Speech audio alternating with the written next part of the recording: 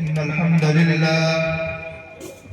لله نحمده ونستعينه ونستغفره ونؤمن به ونتوكل عليه ونعوذ بالله من شرور أنفسنا ومن سيئات أعمالنا من يهده الله فلا مضل له ومن يضلله فلا هادي له ونشهد أن لا إله إلا الله وحده لا شريك له ونشهد أن سيدنا وسندنا وشفيعنا ومولانا محمدا عبده ورسوله أما بعد قال الله تبارك وتعالى في القرآن المجيد أعوذ بالله من الشيطان الرجيم بسم الله الرحمن الرحيم قل للمؤمنين يغضوا من أبصارهم ويحفظوا فروجهم ذلك أزكى لهم إن الله خبير بما يصنعون صدق الله العظيم ستیزہ کار رہا ہے ازل سے تا امروز ستیزہ کار رہا ہے ازل سے تا امروز چراغ مصطفی سے شرار بولہدی اسٹیج پر تشریف فرما حضرات علماء کرام اور عزیز ساتھیوں، پروگرام کے مطابق صدارتی خطبہ ہمارے استاد محترم حضرت مولانا ابرار احمد صاحب قاسمی دامت برکاتہم ناظم اعلیٰ مدرسہ امدادیہ اشرفیہ فیض العلوم سنولہ رام نگر ضلع دیوریا کو پیش کرنا تھا، لیکن حضرت والا نے ہمیں حکم دیا کہ تمہیں ہماری جگہ گفتگو کرنی ہے، لہذا تعمیل حکم کے طور پر آپ حضرات کی خدمت میں کچھ دیر کے لیے حاضر ہوا ہوں۔ ابھی ہم نے قرآن کریم کی ایک آیت پڑھی ہے، دعا فرمائے اللہ رب العزت اس آیت کی برکت سے ہمیں صحیح اور سچی بات کہنے اور ہم سب کو اس پر عمل کرنے کی توفیق محبت فرمائے۔ عزیز ساتھیوں، انسان دنیا میں جب آتا ہے تو بہت کمزور ہوتا ہے، بے کس اور بے سہارا ہوتا ہے۔ اس کے رونے پر گھر والوں کی طرف سے خوشی اور مسرت کا اظہار ہوتا ہے۔ ایسا کمزور ہوتا ہے کہ جو اپنی ضرورت پوری نہیں کر سکتا، کھانے اور پینے میں بھی ایک دوسرے کا محتاج ہوتا ہے۔ پھر اللہ رب العزت اس کو بڑا کرتے ہیں اور جوانی کا دور اور جوانی کا مرحلہ آتا ہے۔ جوانی کا مرحلہ جب آتا ہے تو انسان کی ہر چیز شباب پر ہوتی ہے، انسان کی قوت و طاقت ہوتی ہے۔ وہی انسان جو کل تک کھانے پینے کے لیے اپنے ماں باپ کا محتاج تھا، جوانی آنے کے بعد وہ کسی کا محتاج نہیں رہ جاتا، ہاتھ میں قوت و طاقت ہوتی ہے، اس کے جسم کے سارے اعضاء بہت مضبوط ہو جاتے ہیں، جو اعضاء بچپن میں بہت کمزور ہوا کرتے تھے۔ اور جوانی کا مرحلہ جب آتا ہے تو پھر انسان اپنی قوت و طاقت کے شباب پر ہوتا ہے، اور یہی وہ وقت ہے جس وقت انسان کو اپنے مالک و خالق کو خاص طور سے یاد کرنا چاہیے۔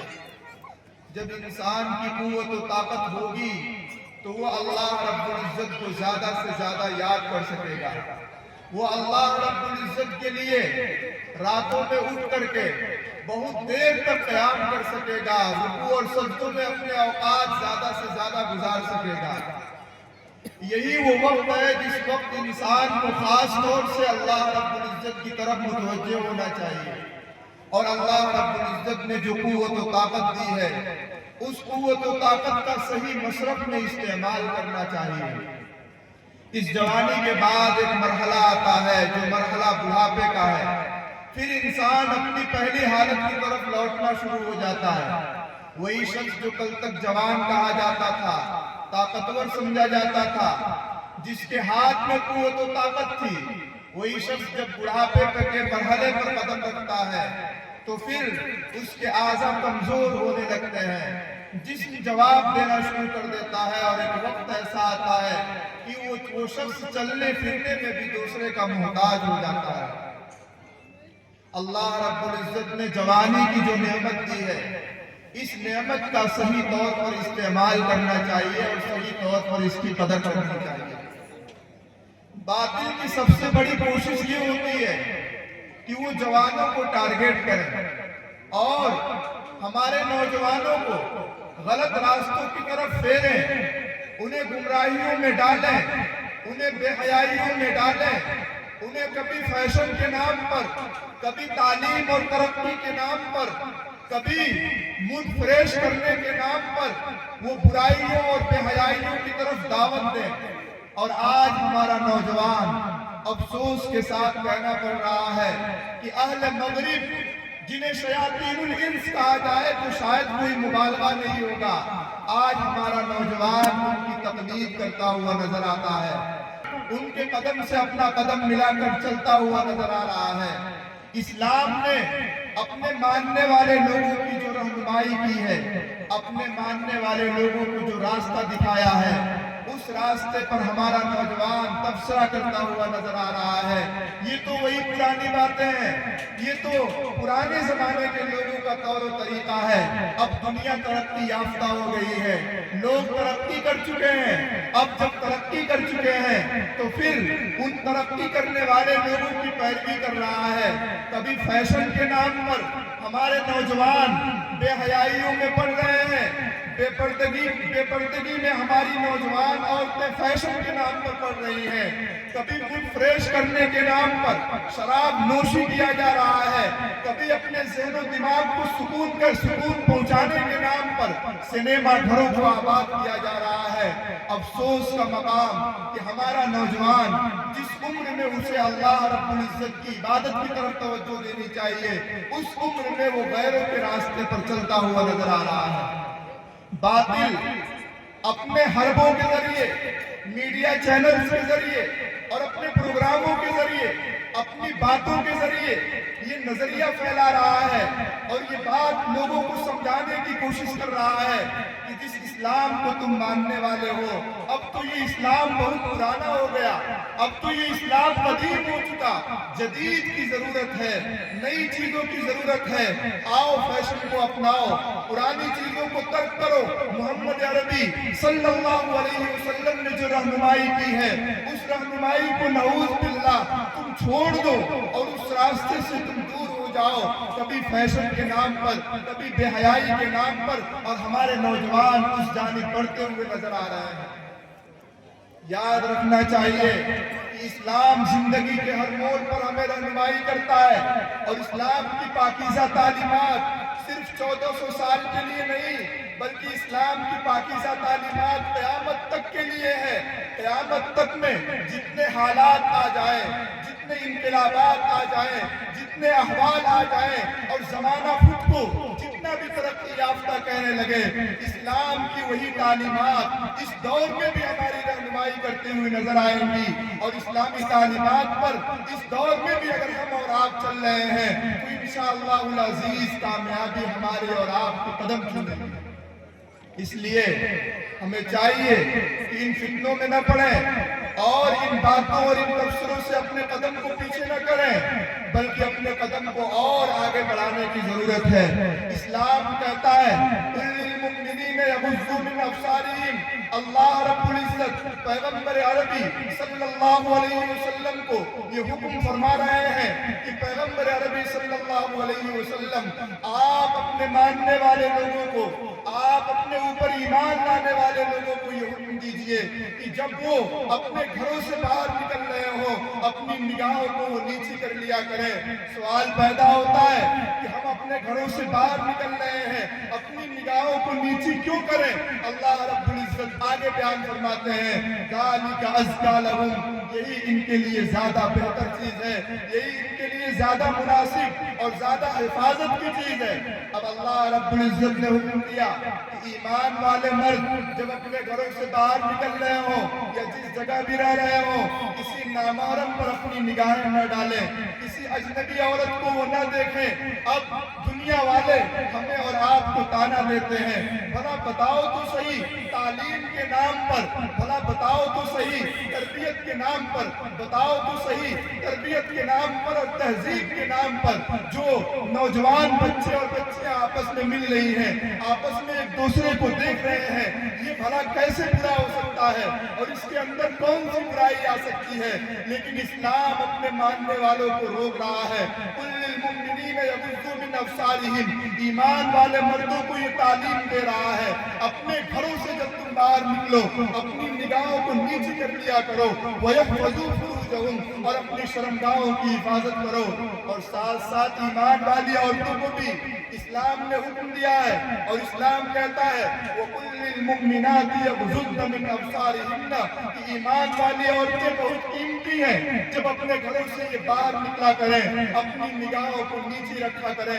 اپنی نگاہوں کو نیچے رکھا کریں اور اپنی شرمگاہوں کی حفاظت کریں۔ قرآن نے دوسرے موقع پر ایمان والی عورتوں کو یہ حکم دیا ہے کہ جب اپنے گھروں سے باہر نکلیں اپنے آپ کو ڈھک لیا کریں، اپنے آپ کو چھپا لیا کریں۔ اب مغربی دنیا تو یہ باتیں کھٹکتی ہیں، اور مغربی دنیا اور نئے خیالات کے لوگ ہمیں اور آپ کو یہ تانا دیتے ہیں، بھلا کیسا دین ہے، کیسی شریعت ہے کہ جو اپنے ماننے والے لوگوں کو کہتا ہے کہ تمہیں کسی اجنبی کی طرف نہیں دیکھنی ہے۔ لیکن میں نے آپ کو کہا زندگی کا ایک مرحلہ جوانی کا آتا ہے، اس کے بعد پھر بڑھاپے کا مرحلہ آتا ہے۔ وہی شخص جو مغربی تعلیم کی روح سے اور جو مغربی دنیا سے تہذیب پا کر کے اور جو مغربی دنیا سے تعلیم و تربیت پا کے اپنی جوانی کو مٹن گشتی میں گزارا کرتا تھا، اپنی جوانی کو ایک دوسری عورتوں کو دیکھنے میں گزارا کرتا تھا، نامحرموں کی طرف نظریں اٹھایا کرتا تھا، اور مغرب نے جس طرح کی تعلیم دی تھی کہ دنیا انجوائے کرنے کا نام ہے، مغرب کی اس گائیڈ لائنز پر عمل کرتے ہوئے اپنی زندگی بالکل آوارہ گردی کے ساتھ گزار رہا تھا۔ وہی شخص جب اس کی قوت و طاقت ختم ہوتی ہے، جب اس کی قوت و طاقت کم پڑتی ہے، اور جب بوڑھا ہوتا ہے، اور جب کسی بچی کا باپ بنتا ہے، جب کسی عورت کا شوہر ہوتا ہے، اور جب کسی بہن کا بھائی ہوتا ہے، اور اپنے بڑھاپے کی عمر میں جب وہ پہنچتا ہے، پھر جب اس کی بچیوں کی طرف کوئی نظریں اٹھاتا ہے تو دوسروں کی نگاہیں اسے کھٹکتی ہیں، پھر جب اس کی بہن کی طرف کوئی نظر اٹھاتا ہے دوسروں کی نگاہیں اسے کھٹکتی ہیں، اور اپنے کیے پر وہ شرمندہ ہوتا ہے اور اپنے کیے پر وہ افسوس کرتا ہے۔ اس لیے میرے عزیز ساتھیوں، ہمیں اور آپ کو یہ طے کرنا ہوگا اور اپنی زندگی اسلامی تعلیمات کے روح سے گزارنے کی کوشش کرنی ہوگی۔ اسلامی تعلیمات صرف 1400 سال کے لیے نہیں، دنیا اپنی ترقی کا جتنا دعویٰ کرے، ترقی کا دعویٰ دنیا صرف آج نہیں کر رہی ہے، پہلے زمانے میں بھی ترقی کا دعویٰ کیا کرنے والے لوگ آج تاریخ کے اوراق میں موجود ہیں، لیکن دنیا میں کہیں ان کا کوئی تصور نہیں ہے۔ قرآن کریم نے جب کہا وَنَضَعُ الْمَوَازِينَ الْقِسْطَ لِيَوْمِ الْقِيَامَةِ فَلَا تُظْلَمُ نَفْسٌ شَيْئًا، تو کہنے والے لوگوں نے کہا تھا کہ انسان کے اعمال بھلا کیسے تولے جا سکتے ہیں؟ انسان کے اعمال تو کیف سے اس کا تعلق ہے، کم سے اس کا تعلق نہیں، اسے کیسے تولا جا سکتا ہے؟ کیفیات کو تولا نہیں جا سکتا۔ زمانے نے ترقی کیا، زمانے نے کروٹیں لی، اور آج ان کے یہ اعتراضات ہر انسان اپنے پاؤں کی ٹھوکر پر رکھ رہا ہے۔ آج ہم اور آپ اگر بیمار ہوتے ہیں، بخار ہوتا ہے، ڈاکٹر کے پاس جاتے ہیں تو ڈاکٹر ہمارے اور آپ کے بخار کو ناپ لیا کرتا ہے۔ یہ بخار بھی تو دکھنے والی چیز نہیں ہے، یہ بخار بھی تو نظر آنے والی چیز نہیں ہے، لیکن ڈاکٹر اپنے تھرمامیٹر کے ذریعے سے بخار کو ناپ کر ان تمام متجددین کے اعتراضات کا جواب دے رہا ہے، جو کل تک اپنے زمانے میں نئے کہے جانے والے لوگ تھے، جو کل تک ماڈرن لوگ کہے جاتے تھے، ان تمام لوگوں کو جواب دے رہا ہے نہیں، اسلام کی باریکیاں، اسلام کے احکام، پیغمبر عربی صلی اللہ علیہ وسلم کی تعلیمات تمہیں سمجھ آئے یا نہ آئے، ہو سکتا ہے زمانہ گزرنے کے بعد والی نسلوں کو یہ باتیں سمجھ میں آئے، لیکن میرے ماننے والے لوگوں، اسلام پر عمل کرنے والے لوگوں، ان احکام کو اور ان باتوں کو تم ہلکے میں مت لینا، کہیں ان شکوک و شبہات میں مت پڑنا، اس لیے کہ جس ذات نے قرآن پاک نازل کیا ہے وہ ذات اصدق الصادقین ہے، تمام سچوں میں سچی ذات ہے۔ جس ذات کے ذریعے قرآن پاک بھیجا ہے وہ ذات تمام فرشتوں کی سردار ہے، جس ذات پر قرآن پاک نازل کیا گیا ہے تمام سچوں میں سچی ذات ہے، اس لیے ہمیں اور آپ کو اسلام پر عمل کرنے میں کسی قسم کا کوئی شک اور کوئی شبہ نہیں ہونا چاہیے۔ دنیا والوں نے طعنہ دیا اسلام کی عورتوں کو کہ تم کیسی عورتیں ہو، تم باہر نکلتی ہو پردے کے ساتھ، باہر نکلتی ہو حجاب کے ساتھ، باہر نکلتی ہو برقعوں کے ساتھ، یہ کیسی عورتیں ہیں؟ آؤ مغربی دنیا کو دیکھو، آؤ مغرب کی در و دیوار کو دیکھو، آؤ مغرب کی گلیوں کو دیکھو، یہاں کی عورتیں تو برقعوں سے آزاد ہیں، حجاب سے آزاد ہیں، بے پردگی کے ساتھ اپنی زندگی گزار رہی ہے۔ اسلامی تعلیمات کو ترک کر دو، لیکن دنیا نے دیکھ لیا کہ جن عورتوں کو عزت دار کہا جاتا تھا،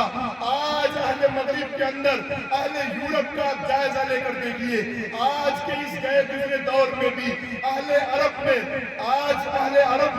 عورتوں کے ریپ اور زنا کے کیسز عدالتوں میں اتنے درج نہیں ہیں جتنا اہل مغرب میں نظر آتے ہیں۔ کیا یہی عورتوں کی عزت ہے؟ کیا یہی عورتوں کی آبرو ہے؟ کیا یہی عورتوں کو آزاد کرنا ہے؟ اور اسلام پر اعتراض کرنے والے لوگوں کو اللہ رب العزت نے اور رسوا کیا، نئی فائلز کھل رہی ہیں، ایفسٹین فائلز کھل رہے ہیں، جن کے اندر اہل مغرب کی درندگی، اہل یورپ کی درندگی اور صفاقی آج دنیا دیکھ رہی ہے۔ وہی لوگ ہیں جو کل تک مسلمانوں کو کہا کرتے تھے نیچی نگاہوں کا کیا فائدہ ہے، کل تک اسلامی عورتوں کو کہا کرتے تھے برقع اور حجاب کے ساتھ باہر نکلنے کا کیا فائدہ ہے، آج ان کے کالے کرتوت پوری دنیا کے سامنے عام ہو رہے ہیں اور اللہ رب العزت انہیں دنیا میں رسوا کر رہا ہے۔ آج ان کی فائلز کھل رہی ہیں، جن فائلز کے اندر ایسے عجیب و غریب واقعات اور ایسے رونگٹے کھڑے کر دینے والے دردناک اور صفاقیت بھرے واقعات اور داستان ہے کہ جنہیں بیان کرتے ہوئے ہمارے دل کانپ اٹھیں گے، سنتے ہوئے ہمارے کان کھڑے ہو جائیں گے، ہمارے رونگٹے کھڑے ہو جائیں گے۔ انسانیت شرمسار ہو جا رہی ہے۔ دنیا کے الگ الگ ملکوں سے چھوٹے اور نابالغ بچوں اور بچیوں کو بلایا جاتا ہے اور وہاں بے حیائی اور بے شرمی کے وہ مناظر دکھلائے جاتے ہیں۔ انسانیت شرمسار ہو جاتی ہے، بلکہ ہمیں کہنے دیجئے کہ شیطان بھی رسوا ہو جاتا ہے۔ ان کو ان کے ساتھ درندگی اور صفاقی کرنے کے بعد انہیں کاٹ دیا جاتا ہے اور کاٹ کر انہیں پکا کر کے کھایا جا رہا ہے اور کہا جاتا ہے کہ یہی ہماری انجوائے اور یہی ہماری متنگستی اور یہی ہماری آزادی ہے۔ اللہ رب العزت نے جب ان کی رسوائی کا یہ معاملہ کیا، آج دنیا والوں کے سامنے یہ اپنے چہرے نہیں دکھا پا رہے ہیں۔ کوئی کہہ رہا ہے کہ ایفسٹین سے ہمارا تعلق تو صرف چائے پینے کا تھا، کوئی کہہ رہا ہے کہ ہم نے تو اس کے ساتھ یارانہ صرف آج سے 10 سال پہلے 15 سال پہلے کیا تھا، اب ہمارا اس سے کوئی تعلق نہیں۔ یار یہ دنیا ہے، اس دنیا میں تم رسوائیوں کا سامنا کر رہے ہو، آج بھی اسلامی تعلیمات پر عمل پیرا ہو جاؤ، ورنہ وَلَنُجِيتَنَّهُمْ مِنَ الْعَذَابِ الْأَدْنَى دُونَ الْعَذَابِ الْأَكْبَرِ کا مصداق بن جاؤ گے۔ دنیا کا یہ جو عذاب ہے، یہ عذاب ابھی ہلکا عذاب ہے، آخرت کی رسوائی اس سے بہت بڑھ کر ہے۔ اس لیے ہمیں اسلامی تعلیمات پر عمل کرنا چاہیے، پورے شرع صدر کے ساتھ عمل کرنا چاہیے۔ اور ایک بات اگر میں کہوں تو آپ محسوس نہ فرمائیے گا، یہ وہ دور ہے جس دور میں داڑھیوں پر تبصرے کیے جا رہے ہیں، جس دور میں کرتے اور پاجامے پر تبصرے کیے جا رہے ہیں۔ ہماری غیرت کا تقاضا یہ ہے کہ ہم دنیا والوں کو یہ بتلا دیں کہ تم ہماری جتنے تبصرے کرو گے ہم اپنی داڑھیاں اور رکھیں گے، تم ہمارے کرتوں اور پاجاموں پر جتنے مغلظات پکو گے ہمارے یہ اسلامی لباس برقرار رہیں گے۔ اور ہماری ماں اور بہنوں سے ایک درخواست ہے کہ دنیا والوں کو آپ بتلائیں کہ اسلام نے اپنے ماننے والی عورتوں کو جتنا تحفظ، جتنا احترام دیا ہے کسی اور مذہب نے نہیں دیا۔ مغرب کو دیکھیں کہ جس نے آزادی کی آواز بلند کی تھی، لیکن مغرب نے عورتوں کو کتنا ذلیل کر دیا ہے۔ اسلام نے اپنے ماننے والوں کو عزت دی ہے اور عورتوں سے درخواست ہے کہ آپ اپنی ہمتوں کا مظاہرہ کرتے ہوئے دنیا والوں کو یہ بتلا دیں کہ ہمارے پردے، ہمارے حجاب، ہماری اسلامی تعلیمات انشاءاللہ العزیز ہمارے بدن پر بھی ظاہر ہوں گے، ہمارے دل میں بھی محفوظ رہیں گے، اور دنیا کی کوئی طاقت ہمیں اسلام سے، ایمان سے، پیغمبر عربی صلی اللہ علیہ وسلم سے، اللہ سے دستبردار نہیں کر سکتی ہے۔ اس شعر کے ساتھ میں اپنی بات ختم کرتا ہوں۔ توحید کی امانت سینوں میں ہے ہمارے، توحید کی امانت سینوں میں ہے ہمارے، آسان نہیں مٹانا نام و نشاں ہمارا۔ اس لیے آخر درخواست ہے کہ اپنے بچوں کو آپ اسلامی تعلیمات سے مربوط کرتے ہوئے حضرت مولانا عباس صاحب ثاقبی دامت برکاتہم نے جو ادارہ قائم کیا ہے جامعہ عبیدیہ نور العلوم، آپ اس ادارے میں داخل کر کے اپنی اولاد کو اسلامی تعلیمات سے آراستہ کریں۔ اللہ رب العزت مجھے بھی ان باتوں پر عمل کرنے کی توفیق دیں۔ وما علینا الا البلاغ وآخر دعوانا الحمدللہ رب العالمین۔ جزاک اللہ خیر۔